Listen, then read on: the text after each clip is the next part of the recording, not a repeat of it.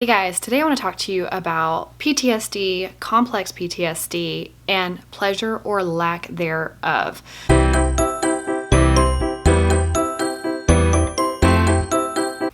Hey everybody, welcome back to Blushing Phoenix. My name is April, and today I want to talk to you about being able to experience pleasure or not because of PTSD or complex PTSD. Now, I know that that's not necessarily about skin flushing and erythrophobia, but I do believe that all of these things play in together. They have to do with your nervous system, they have to do with your body, with your mind. And so skin flushing or chronic blushing is just a manifestation of the anxiety in the body moving through the system, whether that's from an overload of your stress release hormones, cortisol, adrenals, whatever the case may be for you. But specifically today, I wanted to share a little bit of a story about pleasure and not being able to accept or receive pleasure. Now, a couple of years ago, I was getting my hair done, and there is this girl at the hair salon that she washes your hair, and it's the most amazing experience ever. And I remember the first time that she washed my hair, it felt so good, but it also was really uncomfortable. And I just remember, like, there's a stranger touching me and it feels really good, but can I just release myself to just feel those good feelings? Is it going to be over soon? I don't want to enjoy it too much because then it's just going to be over soon. And so, like, my brain was just having this major anxious reaction to something that was just a gift to me, something that somebody was giving to me. I mean, truly, in this case, it was a service that I was paying for. But she was so good at it. It was like her art and her craft, and it's something that she did so well. So it's like she was giving this gift to me, and I'm sitting here, my brain is running all over the place about getting my hair washed and my head massaged. So I would go every 5 or 6 weeks or so. And the next time I went and she washed my hair, I remember, now I know what to expect because she's washed my hair before. So I know what to expect now. And I want to be able to just sit and enjoy it. So I would breathe through the anxious feelings and the fear of it being over too soon and not being able to enjoy it fully because she's going to stop and it won't last forever. And I would just work through that internal dialogue and those anxious feelings, and then get to a place of just, I like this. This feels kind of good. And then the third time I came, I already knew what to expect. I had already worked through those brain lanes, the wiring, the firing in my brain to know that this third time, here's what's going to happen. Here's how I'm going to react. Let's go for it. And by the fifth or sixth time that I was going to get my hair done, I would just be like, whoo, here we go. This is my favorite part. And I would lay my head back in the sink and let her do her thing. And I would close my eyes and I would breathe through it, and I would just take in all the little tingly feelings and just enjoy and accept the pleasure.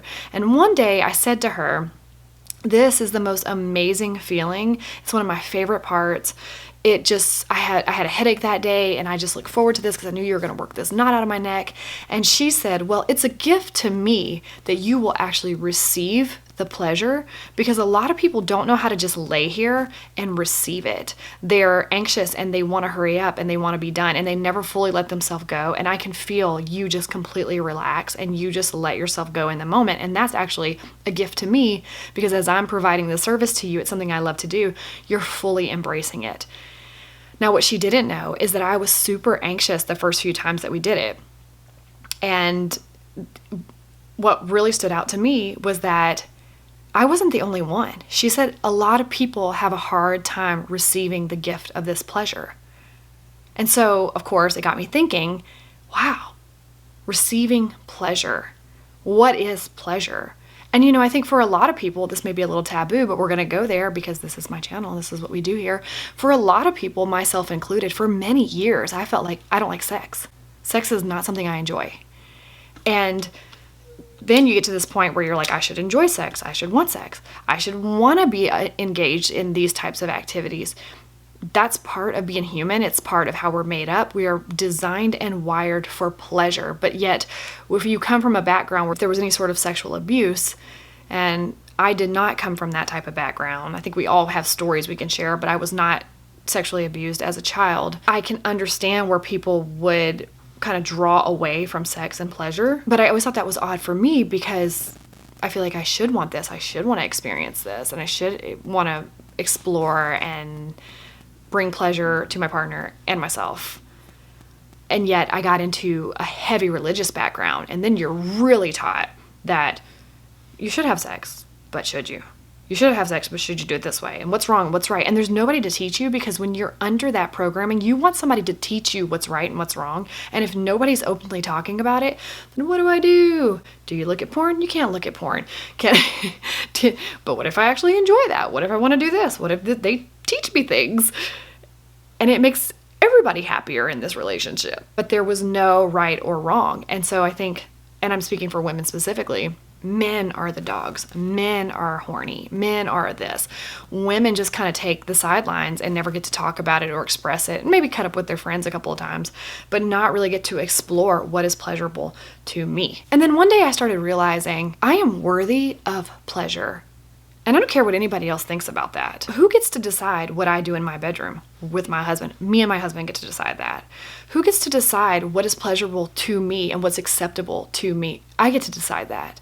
Not anybody else. There's no outside factors that get to tell me what feels good and what doesn't, and what's enjoyable and what isn't. I'll be damned if I'm going to have any more shame covering that area of my life. Women were wired for pleasure just as men are. And so when it comes to PTSD or complex PTSD, just a real quick brief thing on PTSD, you have like post-traumatic stress disorder. A lot of that's associated with veterans, people that were in active combat, people who have witnessed a life-altering, traumatizing event, either witnessed it or were part of it, or like major staples of like, this is imprinted in my brain forever. And then you have complex post-traumatic stress disorder, which is more of a layering over many years. A lot of times very psychological. It doesn't have to be big traumas. Trauma is trauma. It's a sense of unsafety. You are not safe. You are in survival. And so for me specifically, you guys have heard me talk about corporate. Corporate did that to me. It wired me to believe that I am not safe there. I'm always in survival. Regardless of how trusting the environment is, I'm going to always be in survival there, because they have threatened or harmed me in the past. Even if it wasn't physical, they really inflicted pain upon me. And so that's what complex PTSD is, and that's what I deal with and what I believe is stored in my body, which is what I believe creates the skin flushing through my system, regardless of whether I see a trigger or not. My mind may be freed up from a lot of things, but my body's just still remembering. When it comes to pleasure, I think part of PTSD or PTSD is it shuts down that pleasure system, because you're constantly in a sense of survival. And if you are constantly surviving and in fight or flight, you cannot be creative. You cannot receive pleasure. You don't feel you're worthy of pleasure. Your imagination is off the rails. Those great, wonderful, colorful things of our lives get shelved to the side because you're simply just surviving. So I wanted to take a moment today to tell you, are you allowing yourself to receive pleasure? Is this a conversation topic you've ever thought of? Is this a conversation you've ever had with anyone? Do you like sex? That's a huge one for me, because if you don't, there's nothing wrong with you. But I would invite you to explore where those feelings are coming from or what you've shut down. And I know a lot of times you'll hear people talk about the root chakra and the sacral, is that what it's called? Yes. The sacral chakra, root chakra, sacral chakra. You may want to look into those, maybe look into some acupuncture around pleasure and intimacy and sexual intimacy, because it's worth exploring, and it's worth you exploring, because if that's a part of your life that you're not freely being creative in and opening the doors to pleasure, you've shut down a part of your humanity. And part of what I think gets stored in our body is that shame. And think about sex. Think about orgasm. Think about those things. That's a release. There's a gnat. That was very serious, talking about sex right now. Think about orgasm. Think about that release. Think about sexual pleasure. It is a release. It's a release of energy. It's a release of chemicals. It does so much to your brain. If you Google what happens to my brain during sex, but if you're having sex and you're worried about your body image, or you're worried about, am I doing this right? Or you're worried about, is this pleasurable to that other person? Or you're worried about, do I look good? All of those things, you're still in survival, even in sex. Sex is supposed to be euphoric and like transporting you to a whole new space and realm. But the only way I was able to get there was when I started allowing myself to receive pleasure, because I was worth it, and I started working through the blocks in my mind that were holding me back from receiving pleasure because I was in survival. So when I go back to getting my hair washed, and these are things that I experience now with acupuncture, letting myself just let that energy go and enjoy that therapy. And I have not actually had a massage before. I've never had a full body massage. I've had a chair massage. but like an actual massage. But I've got one coming up here soon. But letting myself have a massage, letting myself lay there and just like melt into the nothingness of pleasure. So when it goes back to me getting my hair washed and working through the anxiety around someone is doing something to me that feels good and I can't receive it because of all these things. And the same translates into our sexual lives, that I can't receive this. And so therefore, I don't ever want to initiate it or do it because it's not fun and pleasurable and amazing, like everybody says.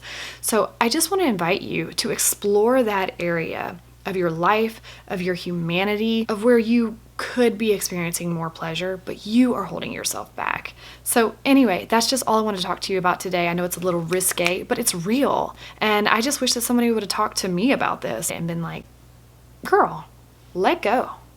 Here's why you deserve it. Here's how it could be, because nobody can tell you how it should be or could be. Just explore, just like anything else that you are looking to yourself to be able to navigate and know the answers and explore certain things. You can trust yourself in the area of pleasure as well, but you may need to get out of your way first. There may be this block in front of you from CPTSD or PTSD that is blocking you from receiving pleasure, and you think that's just normal. That's just how life is. This is normal. I've always been this way. But have you though? Or is something on the other side of that that is inviting you in, but you got to get through this mental block first? So anyway, just an interesting conversation topic, something I wanted to bring up. See what you think. Okay? All right. Well, if you like this video, please give it a thumbs up because it tells the algorithm that we're over here talking about sex and pleasure. And if you'd like to leave a comment, I welcome you to. Am I the only one? Do you experience this? Is this something you've had to work through? Are you working through it right now? Have you never thought about it before? Leave a comment and let me know. I'd love to hear your thoughts on it. And be sure to subscribe because you never know what I'm going to talk about here. Maybe we're just getting started. We're talking about sex. We're talking about orgasm, pleasure. We're talking about pleasure. But be sure to hit that subscribe button and follow along on the journey. Put your comments in the comment section. And until my next video, I'll see you all soon.